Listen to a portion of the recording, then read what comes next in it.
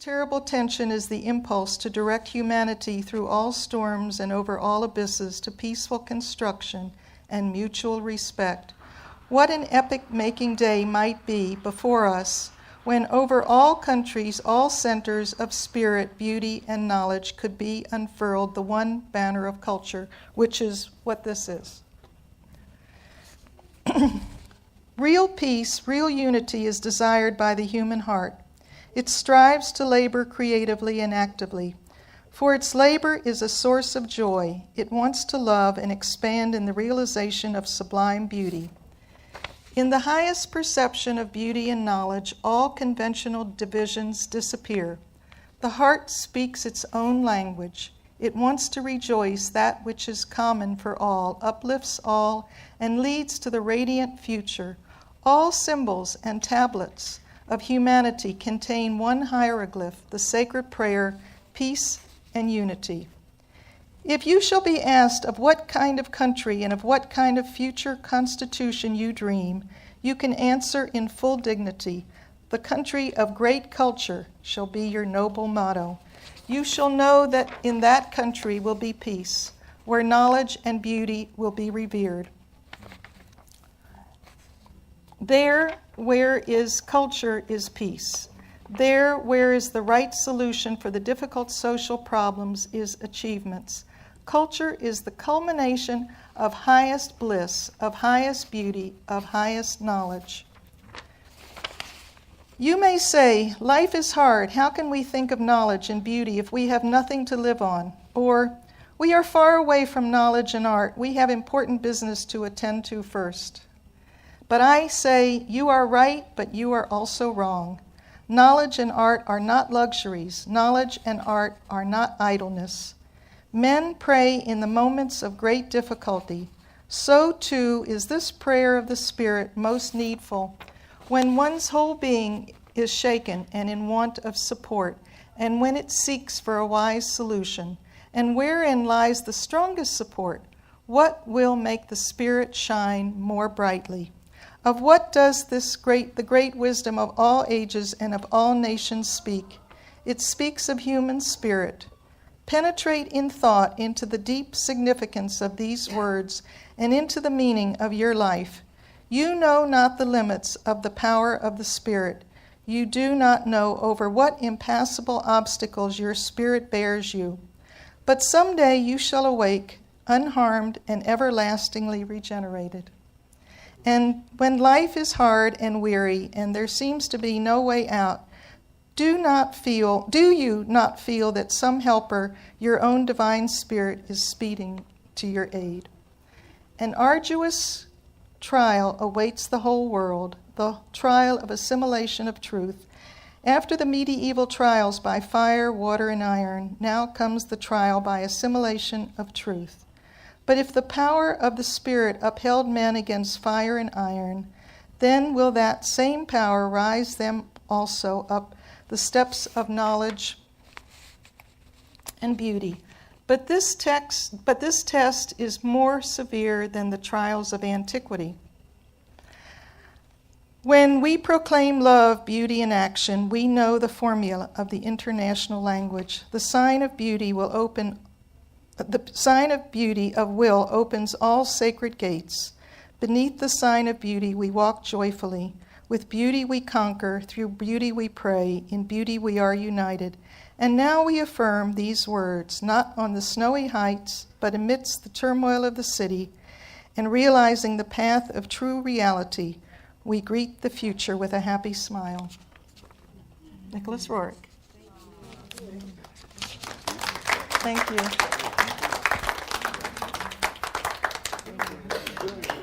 Thank you.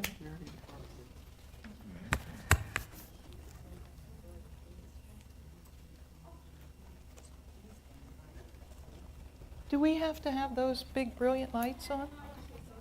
Great. Oh, thank you.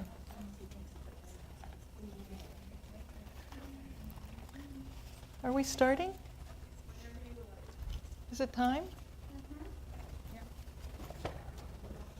How fun is this? No, that's great. Let's see. Well, you're okay. I love to move people around.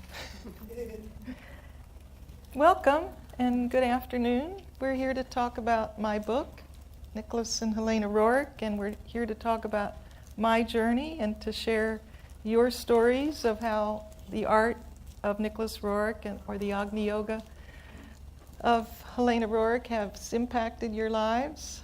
I just spent 16 years of my life working on this book, which means that every word is polished to perfection. And I don't talk that way. So the challenge of crafting a book to where every word is perfect, and then people expect you to talk about it, I don't want to do that. I'd rather share with you things that are not in the book about how I came to, or my experiences as I was writing. And then as I've been traveling around, I've had people share awesome stories of what the art meant to them, and I thought, wouldn't it be fun if we just have an afternoon time of sharing? How many times do you get to talk about something that just impacted you on such a deep level? So that's the agenda here, and if you're all in cooperation with that, when it's your turn, we'll pass a mic so that all the stories will be on the CD and everybody will get to hear them in perpetuity. I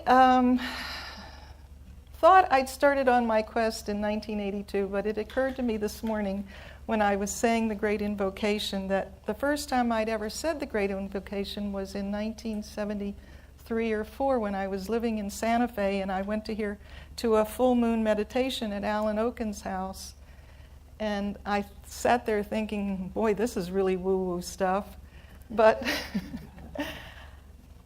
it occurred to me this morning that was the beginning of me being here today. And somewhere in the middle of writing and researching and spending my whole life being involved in the lives of the Roerichs, it dawned on me this book is not really about the Roerichs at all. It's really about the hierarchy, that it exists, that it is. It's another wave of information going out to people who wouldn't get it any other way, or this is what came, that the hierarchy is, that it exists, that it's here to help us, that it's about love. And so once I had that big aha, the whole book started to look different to me, and my journey started to look different. However, it was only this morning that I put that all together, and isn't that amazing when you take a minute and put together your life and everything fits in place and starts to make sense. I went to the Nicholas Roerich Museum in 1982, and I have a background in art. I've seen a lot of art, the Dutch masters and the Impressionists and all the big names, and it was all nice, it was interesting. I looked at the work and said, gee, that was brush strokes done by the master, but it was only Nicholas Roerich's art that when I saw it, I couldn't forget it. It stayed right in the back of my head for a week. His colors, his visions, the whole thing just sort of started living with me, and I wanted to know why that was. Well, the museum had, and who has not been to the Nicholas Roerich Museum in New York? Oh, you have a wonderful treat in store when you get there, because it's a little brownstone building. My friend Rosa brought me some things. I'll show you later. Treats later. It's a little brownstone, 3 floors, just crammed, filled with these most amazing paintings, as many as they could get on the wall. And when I was there in 1982, they didn't even have good lighting, which they've since gotten wonderful lighting. And so that I walked out saying, well, who did this art? Why did I never hear of Nicholas Roerich? Why didn't I learn about Nicholas Roerich in art appreciation or art history class? And why doesn't the world know about Nicholas Roerich? And so I went downstairs to where the lobby is, and they have bookstore sales, and I bought a book that was Nicholas Roerich's travel diary when he and his wife took their 4-year expedition throughout Central Asia, he kept a travel diary, which he really didn't plan to give out to the world. And I believe, this is just my opinion, but I think he kept his travel diary on little loose leaf papers or pieces of scraps that he wrote on, and he just threw them in a box, and he didn't number the pages. And so when they were put together in a book, the book was hard for me to read, and I at many times lost patience with it, and it's because he'd say things like, "Oh, I'm so sad, we're leaving this mountain, we love it so much," and then 4 pages later they're arriving there. So you get a feeling, if you're paying attention, that something's out of order. But if you're not paying attention and you're only reading that book for the end or what the story is about, you go, "I don't know what this is."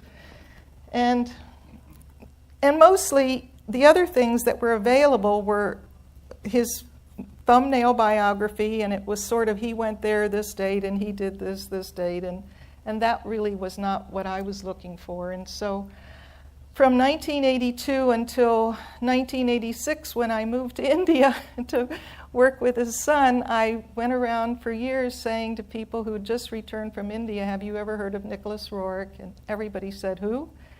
And finally, in 1986, I met someone who said, "Yes, I just came back from being with his son in Bangalore, India," and handed me his address and said, "Please write him and tell him of your devotion to his father and the artwork." And there's many amazing coincidences in my life with their life, till I can tell you, I think I was being prepared all my life for this book. And so I wrote to his son and immediately got an answer. Now, his son was already in his 80s. He was very busy, and the idea that I would get an answer, it was sort of like sending a letter off to India. You know, you don't know what you're going to get back. But this letter practically bounced back, and he had 2 secretaries, and still people said, "You can write to him and not hear for months." Well, the letter came back immediately, and he said, "Let us hope that we will meet in the near future." And I said to myself, "I don't think he's coming to America, and I have no plans to go to India." And within months, there I was. And where did you stay? I stayed, well, my whole life is a whole bunch of stories. And so, never having been to India, not knowing what I was going to find there, I happened to be on the plane flying somewhere from somewhere, and ran into a friend of mine who happened to have been to Bangalore many times. And she said, "Oh, well, you have to stay in this hotel," whatever it was, I don't remember. And so I did stay there, and truthfully, I didn't even have his address. I only had a post office box number for him. So can you imagine going to a country where you don't know a soul, and I had said goodbye to my whole family, and I mean, I thought I was moving there, and all I had was a post office box. But you were in a country with an excellent postal service. India is one of the best. Well, thank you for telling me that all these years later. You should have told me. Did you speak Hindi? Do I speak Hindi? Did you when you arrived? When people would say, "Well, do you speak any Hindi?" I'd go, "Well, they speak English and I speak English." But what I learned is I speak American, they speak English.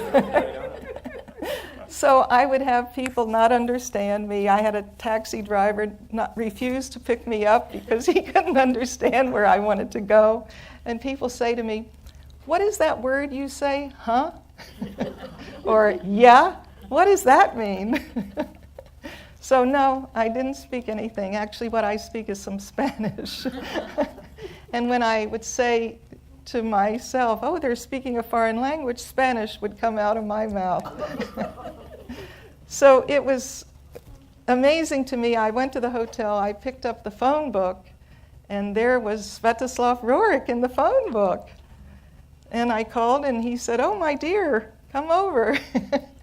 So I did not know I was going to write the book at that time. I really thought I was going over there to work in the research institute in northern India, which was getting ready to be reopened, I had heard. That was part of the confusion. Actually, what was happening at that time was the governments, the Soviet government, the Indian government, and the Bulgarians were all discussing starting a new center where all of the Roerich things would go. And I had only been there a short while when the young woman who was going to be the director walked in the bathroom, 35 years old, and dropped dead.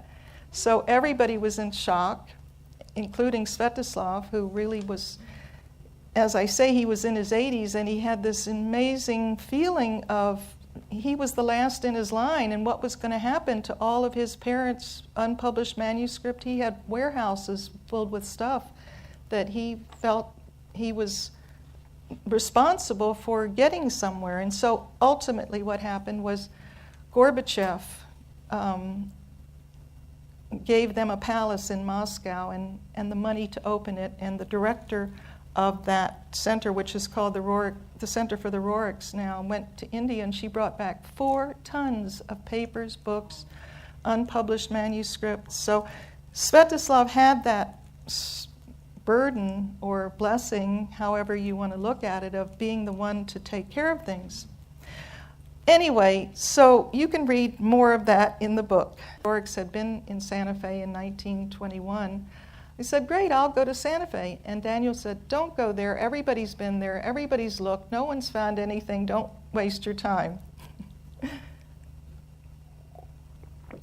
Except I did go and figured because I had lived there and I knew a lot of artists, I probably would have some ins that most people didn't. And later what I was told by an archivist in Taos is if you're the right one to do the research, everything will be put in your path. And if you're not, you won't find anything. And I was the right one. And so the first thing I did was go to the museum in Santa Fe and ask the curator, have you ever heard of Nicholas Roerich? And she said, Nicholas Roerich? I've always wished that I had time to research him because of his effect on the Santa Fe painters in the early years when he was here. Los Cinco Pintores, who were considered the early Santa Fe painters, they were all influenced by Roerich's ideal of brotherhoods to encourage artists to push themselves to go further in their work as individuals. So she took me down to the basement and she showed me where the archives were, and sure enough, that was the beginning. But the real beginning started in the summer while I was still in New York, because there was still at that time one of Roerich's co-workers, or the little group of people who facilitated and helped all of his dreams come into being in the United States. Her name was Frances Grant.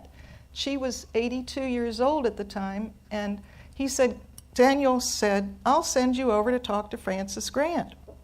Well, this is another one of these amazing stories, because Frances came from Abiquiu, New Mexico, which is where George O'Keeffe came from, or lived when she died. And now it's very well known. Abiquiu has got a big name. You all can go Abiquiu. It's because of George O'Keeffe. But Frances's family had been the only white family there. And they were all, it was a little old Mexican community, and Frances's family had the trading post. So she had grown up with everybody going, Abiquiu, where is that? And so I was sent over by the Roerich Museum to interview Frances, whose whole life had been Roerich.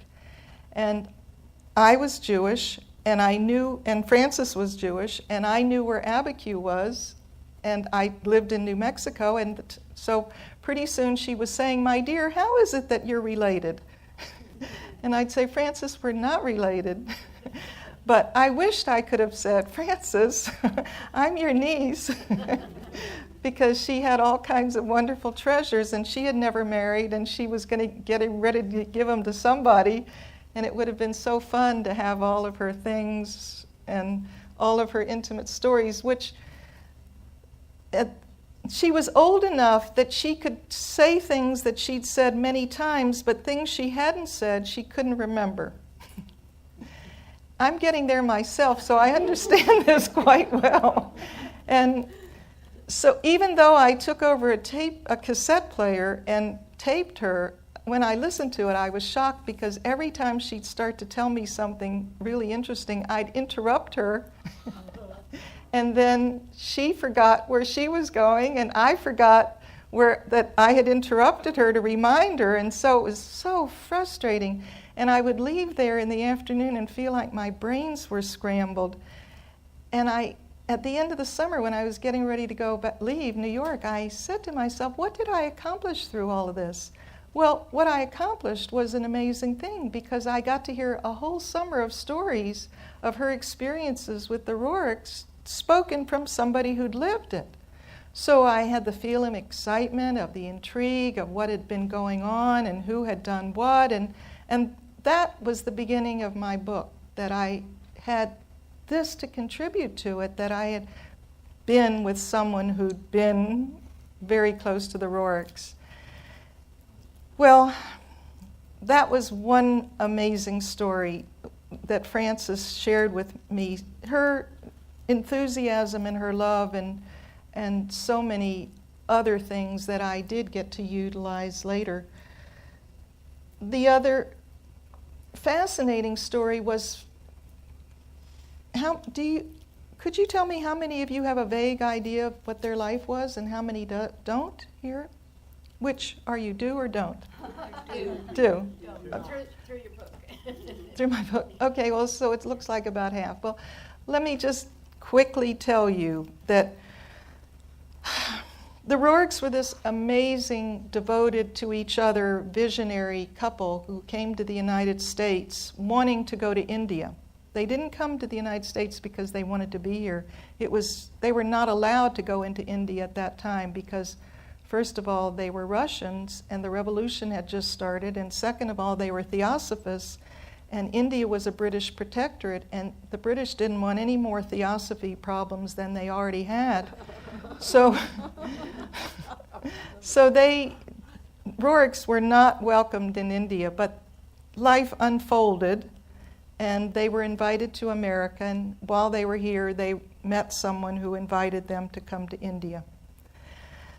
They went to India, and then their ultimate plan from there was to go find the masters, or the higher up. Master Moria was the one that Helena Roerich worked with, but they wanted to go find the masters, and Roerich, there were many things they wanted to do, and they wanted to take this expedition in order to do them. What they told people was that Roerich wanted to paint the mountains of Central Asia.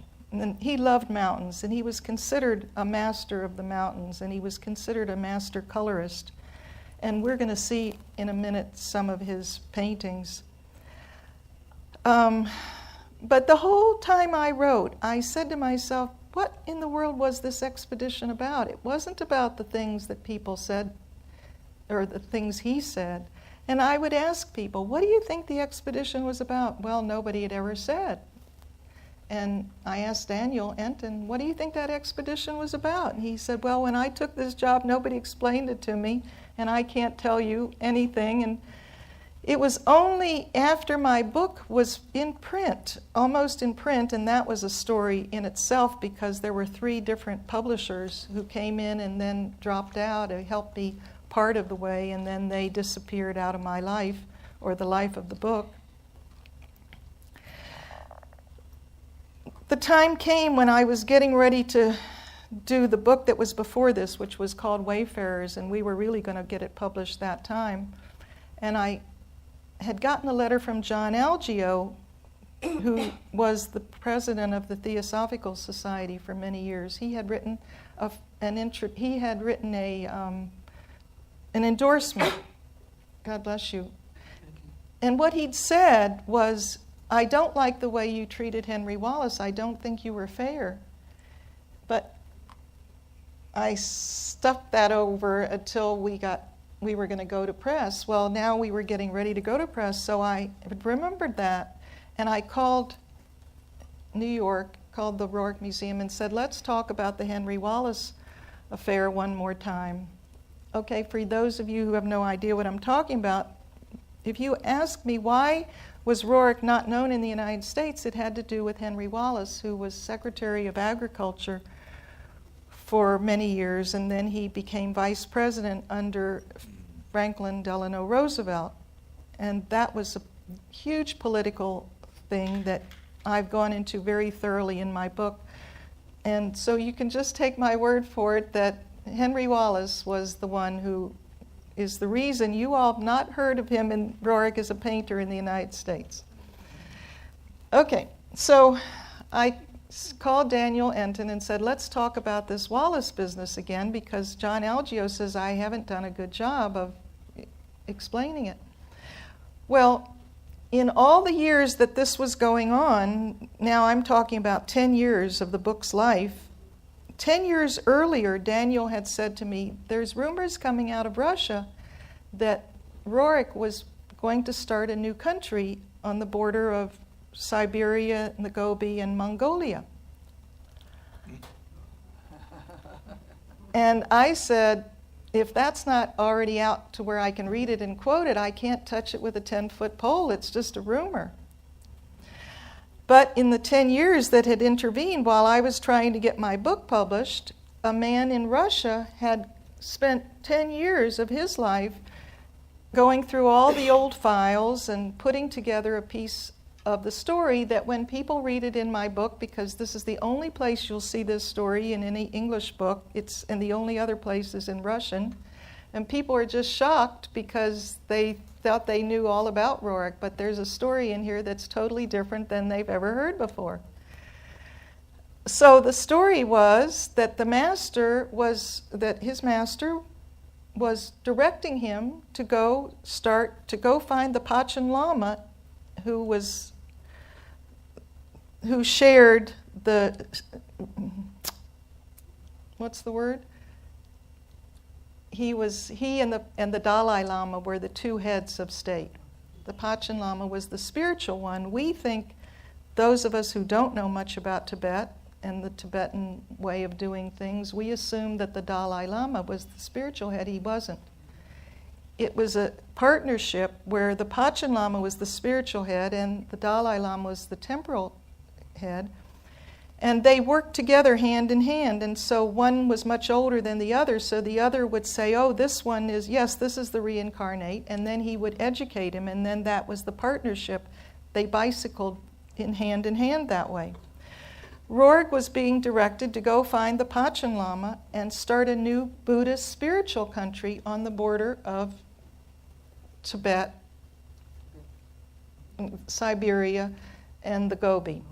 Now, here's an interesting story. Can you imagine going someplace in the world where every piece of land is owned at this point and saying, aha, this is mine, I'm going to start a country here? So if you want to know more of that story, you can read it in my book. But that only came forward because John Algeo had said to me, you haven't handled Wallace well, and that's how I got to hear what had come out and what that amazing story was, and then the book could get into print, because how many years did people tell me, oh, it's not the right time, it's not the right time? I got so tired of hearing that, but it...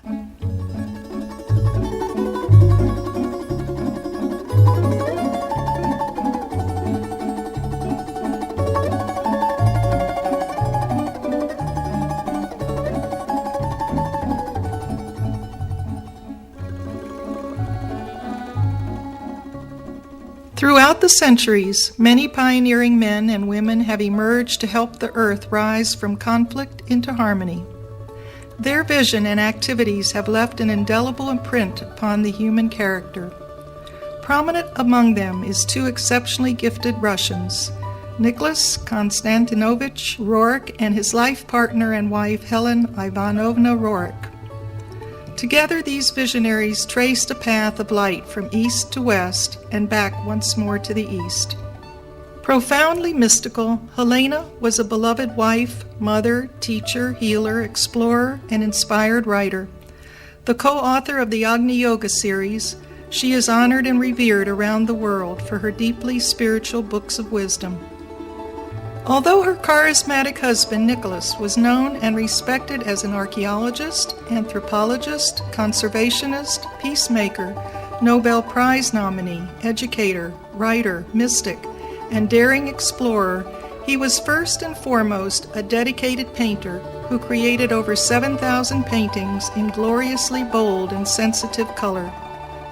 The snowy mountain ranges of the Himalayas and other ranges throughout Central Asia were the subjects of the majority of his work. Although the advent of TV and Technicolor movies has enhanced our color awareness, we can still easily recognize Roerich's masterful use of color. He was a pioneer in its treatment. Nicholas and Helena Roerich, the book, is a true tale of adventure, the story of two artists' love for the world and their devotion to making it a better place. The book basically covers the last 30 years of their lives together, from 1917 until Nicholas' death in 1947. Helena died in 1955. At the time of their passing, he was 73 and she was 76. The Roerichs and their two sons left Russia on the eve of the Bolshevik Revolution in 1917. They went first to Finland, crossed Scandinavia, and entered England. It was in England that they physically met their spiritual teacher, Moria, before journeying on to America. Once in New York, the couple gathered together a small group who helped them carry out their dreams of a school where all of the arts could be taught under one roof, an international art museum, and a brotherhood of artists to encourage free artistic expression, a cause close to Roerich's heart.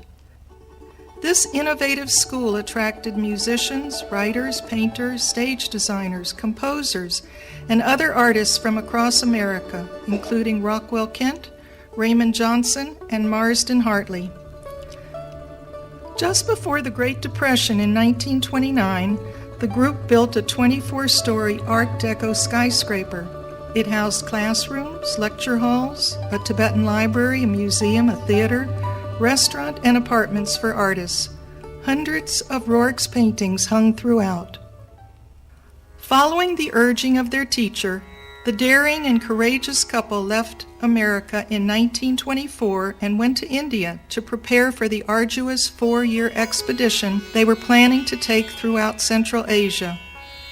Then by foot, on horse, camel, and yakback, they crossed over the world's highest passes and the lowest desert elevations, enduring intense heat, bitter cold, political upheavals, bandits, spy charges, and captivity on the border of Tibet. There, all lives were endangered by the cold and starvation. The group watched helplessly as some expedition members perished, as did most of the pack animals. In 1912, a Buddhist Lama, one of the Dalai Lama's advisors, had come from Tibet to construct a Buddhist temple in St. Petersburg. He brought with him a prophecy concerning Shambhala. It involved the Panchen Lama, who held a position created several hundred years earlier by the Dalai Lama. The Panchen Lama was the spiritual leader of Tibet, and the Dalai Lama was the temporal leader. The prophecy foretold of the day when the Panchen Lama would leave Tibet. When this happened, a great army would arise to destroy the forces of evil and usher in a golden age, 1,000 years of peace and harmony, the age of Maitreya. Once the Panchen Lama was reborn, he would then be known as Rigden Jaipo and be the king of Shambhala. Shambhala symbolized both the guiding principle of the coming age and a place where the highest Buddhist mystical learning was centered. Small wonder that when the Roerichs heard that great name, Shambhala, something stirred in them that lit a fire which never burned out. For the name of Shambhala stirs all hearts who yearn for peace. But when the Roerich spiritual teacher spoke of Shambhala, a new meaning was added, for he directed them to establish a new country, a new Russia, to be located in the regions around Siberia, the Gobi, and Mongolia.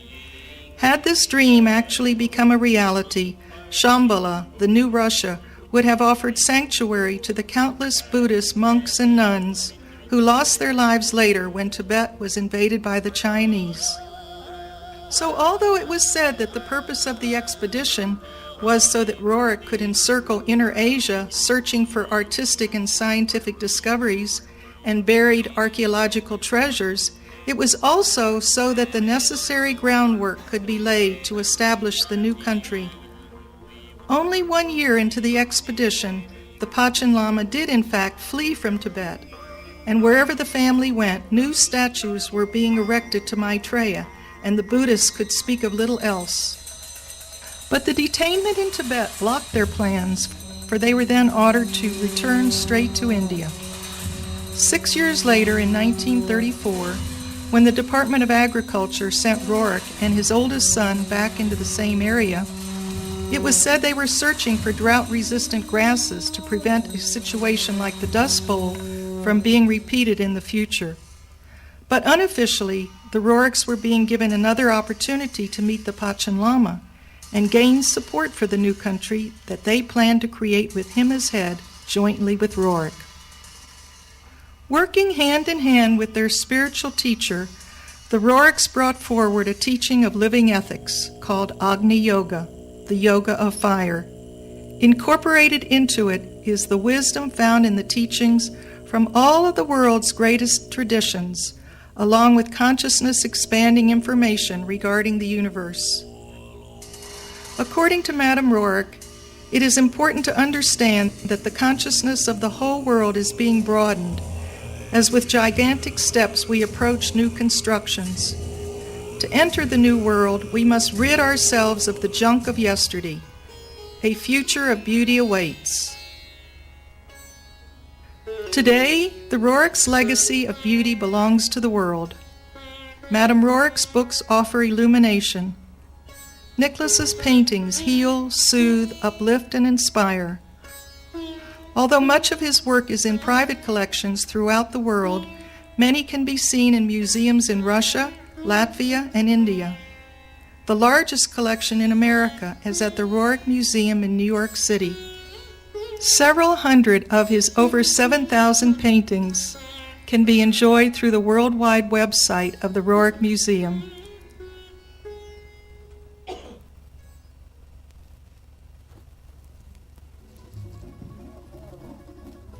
Thank you. Thank you.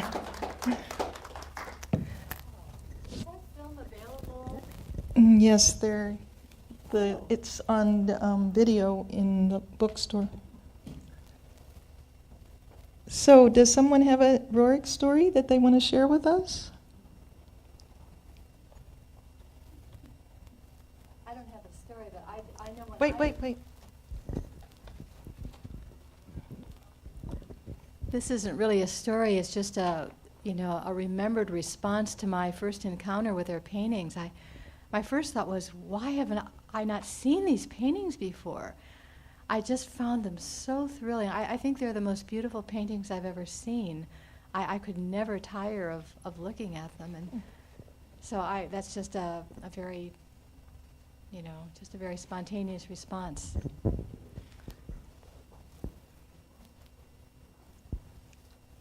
It's not exactly a story either, but I just love Roerich, and I was at the School for Esoteric Studies, for about 10 years, and they said, "Oh, you should go to you just mentioned this museum," and I remember going up there, up towards Riverside Drive, or up that way. I felt like I've been hit in the third eye with a sledgehammer, and it's piled all over the house like loose rolls of toilet paper or canned beans or something. Every wall you look at, and maybe that was before they fixed the lighting, every wall you looked at was just covered with paintings. And, including, absolute masterpieces that in the Louvre they would have had a whole wall for one painting, and you get about 12 of them. And they weren't at the right eye level or anything else, but you just come out of there holding your head. And when I first saw the pictures of Helena Roerich, I was like in love. There's this whole group of women in the 1890s or something. The woman who became Aurobindo's spiritual consort, the mother, was from that same generation. They all had a certain look. I don't know what it is, but for me it was just the personification of the anima, or something like that. And she was just everything one could imagine. And then he does this stuff for Stravinsky. The sets for the Rites of Spring. This guy was everywhere. He was. And it's just stunning. And I'm not sure on the Wallace bit, but isn't there something about the third eye on the back of the dollar bill that was his suggestion? That's the what In they God say. We Trust. Right, yes. That the reason that's on the back of all our dollar bills was Roerich esoterically inserting it Yes. through the connection with Wallace. Yes. So he's not all a bad guy, Wallace. That was a pretty big Oh, event. no, he was not a bad guy at all. Really, he was doing Wallace. But and it was so many political implications Yeah. and such a crazy, chaotic time. It's What's that about the dollar bill? the eye Yeah, on the pyramid and the eye on the dollar bill, that's because of Roerich's influence on Wallace. And another influence that I believe is really true. I'm sorry, were you not through? No, I was just excited about that dollar. Asia. So Roerich shows up in many ways, and oh, here, you want to share? It shows up in many ways, and even he influenced a lot of painters all around the world to be themselves and go further into their own artistic expression, which some art critics fault him for that and say, well, he wasn't really important because there was no school that was created from his work, but instead he encouraged everybody to be themselves and do their own thing, which to me is a much bigger encouragement than for everybody to paint like him. Did you change your mind?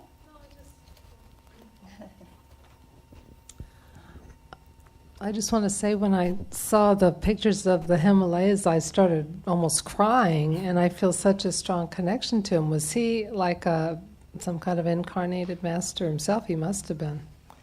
Roerich? Yes. Yeah. And the other thing is the picture, that poster that is in the bookstore with the, I guess it's the Madonna with the the banner. She's called Madama Oriflama. I think that is most incredible. It gives me chills. Thank you. Well, thank you for bringing that up. I had even marked that was something I wanted to talk about, and her picture's in this book also. But she's carrying, and so am I. I'm wearing this symbol it was called the Roerich symbol in the Pact of Peace, and it was one of Roerich's most dear to his heart concerns was preserving the art and the beauty of the world. And he said it didn't belong to any one country, even though it was created there. It belonged to the world. So he created this flag, it was to be like the Red Cross of art and beauty. If you saw it flying in time of war, if you saw it over a building, you were not to bomb there, because that meant that that was a wonderful architectural treasure, or a gallery or a museum, and it was a pact that was signed by 26 nations. Unfortunately, they were from the Latin American countries. Nobody in Germany or France or England signed that at the time, and that's where all the destruction was going on. But you'll still see it today, and more people are wearing it. This came to me as a gift from Rosa Becerra, and actually, since my book came out, the Theosophical Society adopted that for their symbol, which makes me so happy. I have a story. Could you hold that up closer? I have a story, All right. not information. I knew the Roerichs before I ever, Svetoslav and Devakarani, before I ever saw any of their artwork.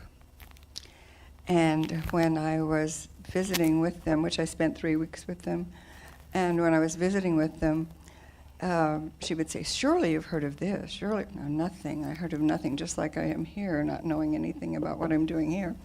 And so she said, well, I'll take you. And so she took me to the Roerich Museum in Bangalore, and she'd say, watch, my dear, how the people will watch us when we go. Could you put that up closer? And I spent... I went to where the students studied and to the museum, and she made me promise when I left India that I would go to New York to the museum, so I did. But I knew her for lifetimes, and so it was a very intimate relationship. And when I left India, I could not stop crying because I had to go. And so Svetoslav Roerich took my hands, looked to see if I was spiritual enough, and then he gave me this little necklace, and he said, when you need to talk to me, I will be there for you. Mm. And he's just been a part of my life for so many years, and we wrote to one another for years until they got too sick to write. And he gave me a book of his work, Svetoslav's book, and then a few years later, the book came out of Nicholas's artwork, and I have that as well. But when I left India, I left with a lot of prints and all those postcards of their work because they gave them to me and wrote on them, and it was, just a blessing of blessings. But I didn't realize at the time how much of a blessing it was. I sort of got the idea when I was at their home and they had a private showing of his work, and the servants would carry it, because it was so large, put it on an easel, and then they'd let me look for a while, and then they'd take it down. And he would say, "Oh, don't bother taking photographs," because I was wanting to. I took 2 or 3, and he says, "Oh, don't bother." And I didn't bother, because, But he was a charming, wonderful, precious person, and I love him. I have some photographs of him with me that I brought to show Elizabeth, so I can show you after. Wonderful. Well, I'd like to thank you for sharing that. Someone had already told me about you being here and that I needed to meet you. That's why I was looking at your name. Someone mentioned that, someone asked if he himself was a master. You nodded. Could you say more about that? Well, all right, here's my hesitation. When I first went to Daniel and said I'd like to write this book, and we talked it over, and he agreed that that was great with him, then he handed me a book of Helena Roerich's letters. And I took the book, and I went over and sat in the park by Riverside Drive, and I opened it up, and the first letter just opened random. I opened it, and the first letter my eye fell on said, "If you write anything about my husband, base it on fact." And I knew that was my direction, and I honored it. And so what I'm going to tell you now, I don't have a fact, I don't have any, but I have read that that Svetoslav also is a master. And that's all I can tell you is yes, and there's a very famous photograph of him standing beside a painting that he did where the light is coming from his third eye into the painting, which is not the average experience. I'm a painter, and I don't know that I've ever had a photograph taken where that's happening to me. So I can just tell you what I've heard, and it's just, I have nothing to except my own experience.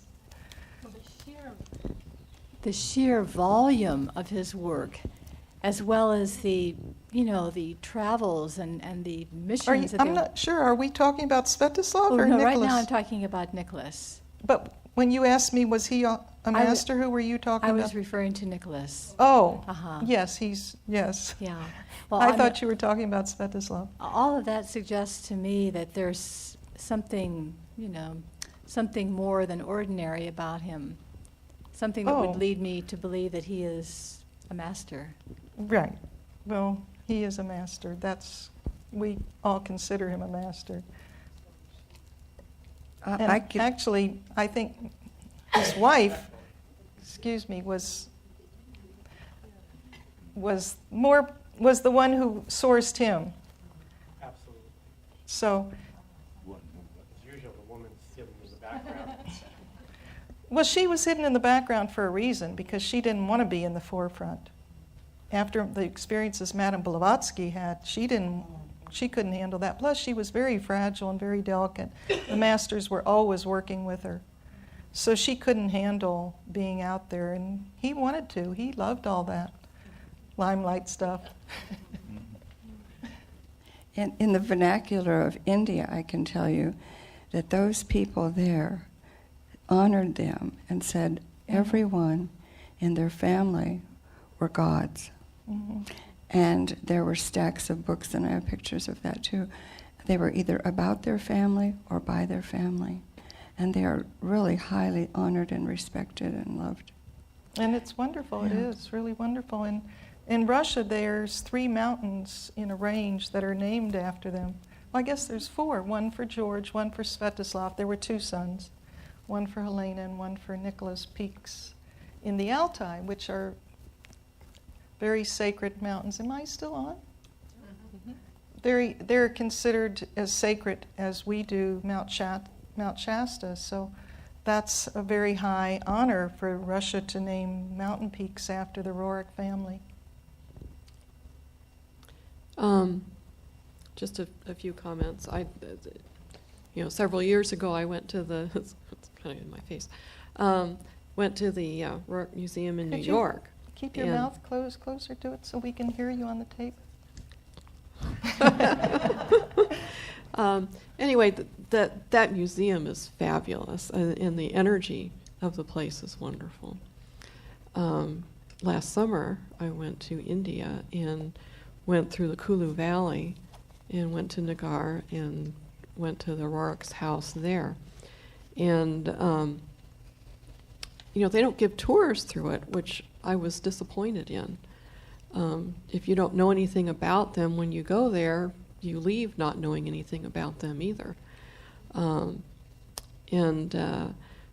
all you can do is look in through the windows. They don't even let you into the house except downstairs where they have a little museum. But was that before they opened up the center in Kulu Valley? No, this was just last summer. But they do have they opened up a thing up above it where they have more collections and things that you can go in there, and they had musical things that came out. It was a very peaceful area. But one thing that amazed me, both about the museum in New York and the one in Kulu, is here they have all of this information about, they have all the pictures, all of Roerich's paintings, and you can buy prints and things like that, but they don't sell the Agni Yoga books. Both places I was looking, well, can I buy some Agni Yoga books?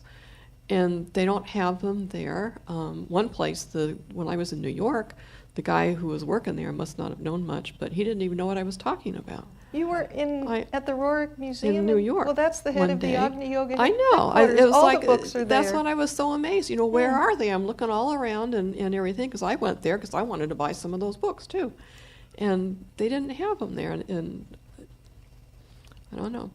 Well, it sounds to me like your journey there. It was strange, but yeah. And you should try and get your book sold in those places, like in Kulu. I think that would be quite a plus to their center there in the bookstore. Well, see, this is the story. We're all Americans. We think things are really easy. It's very different in other countries. She has a very small budget she operates on, and truthfully, she wants to have the book, but she doesn't have money to buy books. And she wanted to know, could she have them on consignment? And Quest Books said, we don't operate that way. So it's like there's so many.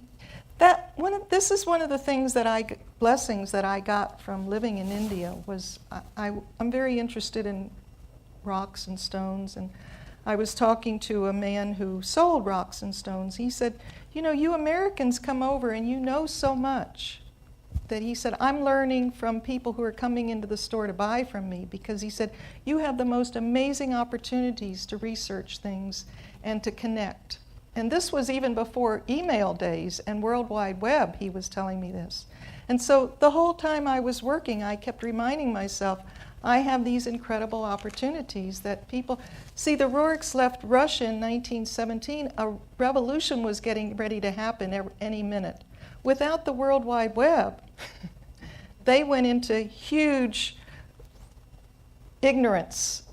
And that's what I knew, that I was writing things in this book that nobody was going to know, because yes, there's been this man researching in Russia, but he's researching the past.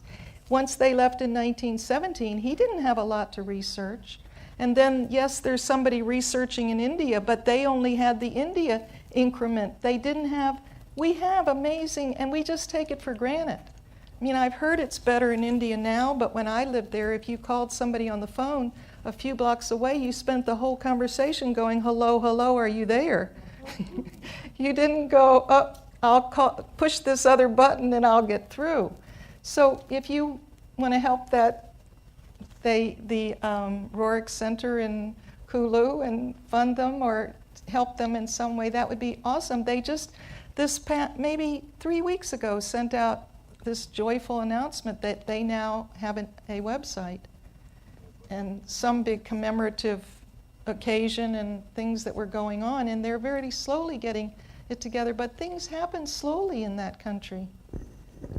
Yeah, that's one further point I was going to make is that, there's a lot of people here in the U.S. that are looking for projects to fund, and they could really use the funding Absolutely. there. And this is such a heritage that needs to be preserved. Absolutely.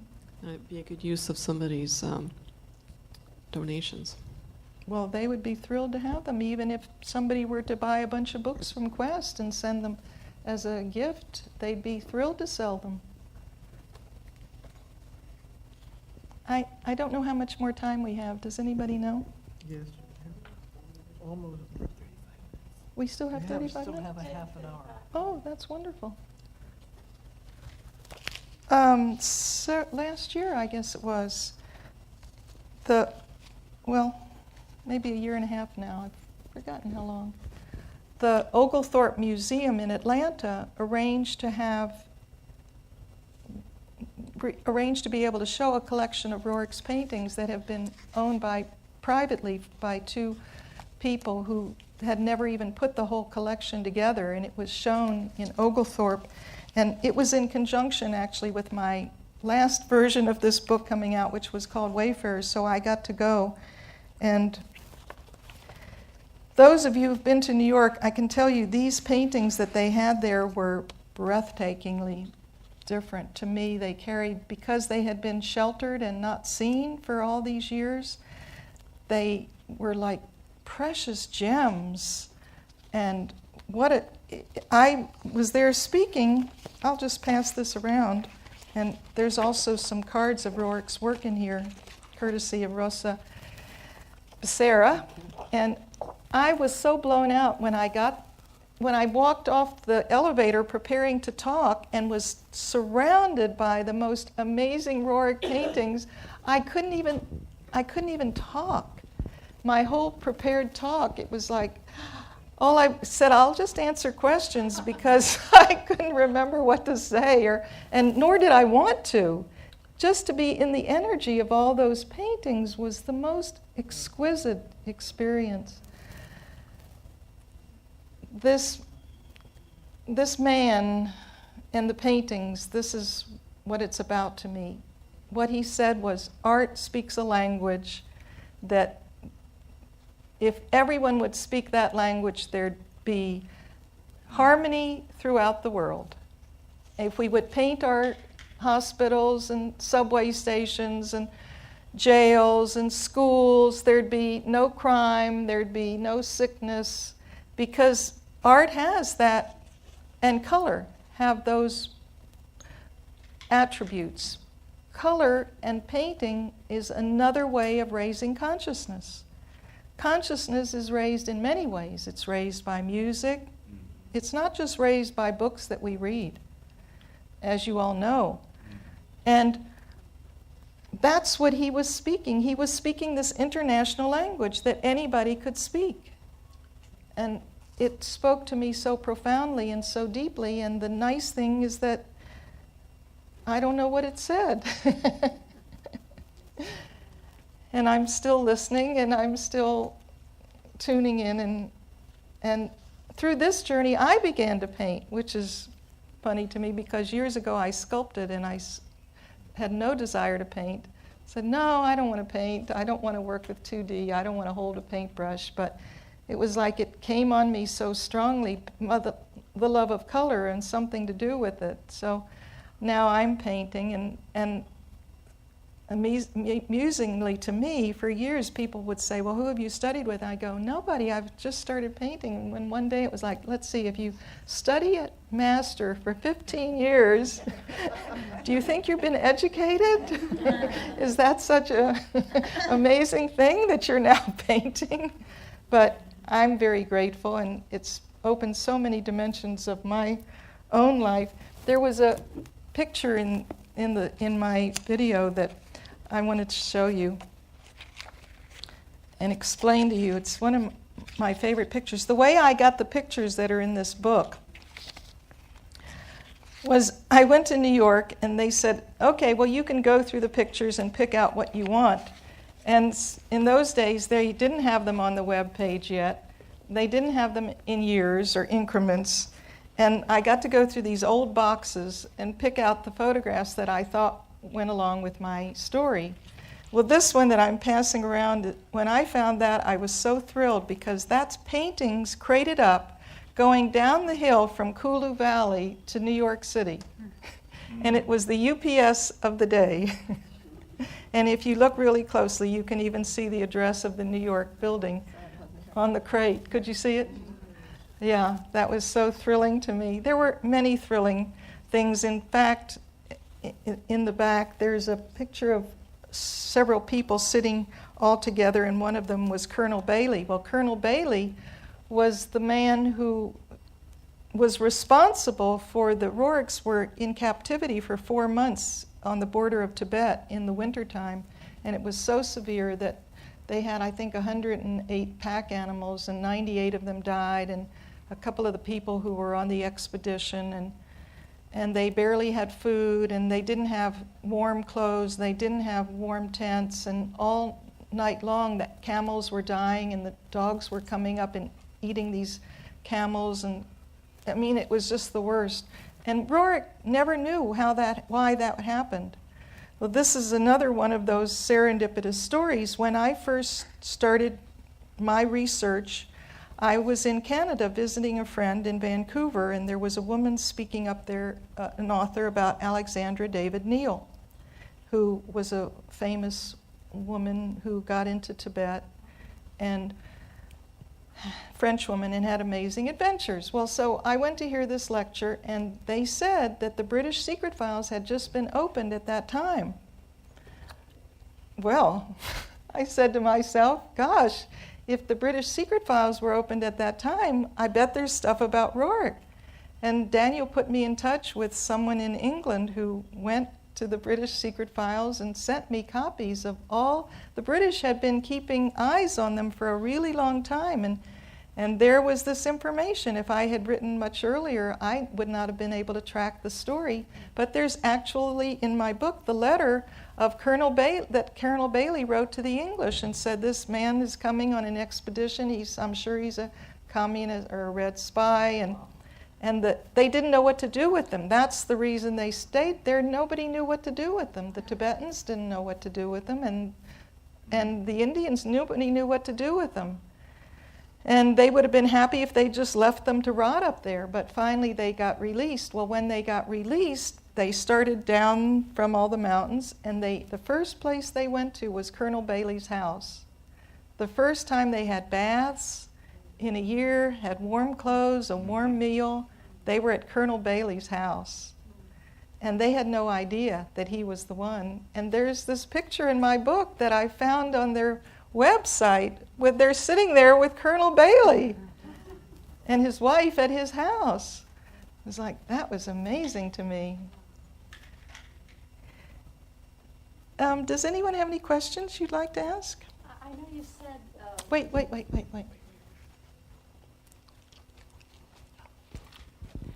I know you said that the information is in your book, but if there's time, could you tell us again how it is that Roerich's work was not known in America? Okay, here's the story in a nutshell. Ask and you shall receive. What? Ask and That's you right, shall receive. ask and you shall receive. That was one of the hardest things for me to deal with, and it was very emotional for me. And well, Roerich did a lot of things that I wished that who I would have found was some incredibly white knight, shining hero person. That's what I wanted to find, and I wanted to vindicate him, and I wanted to straighten out everybody's stories and say, you all had it wrong. Roerich was really this wonderful person, which he was. But he was like all of us, and so he did things that we can all look.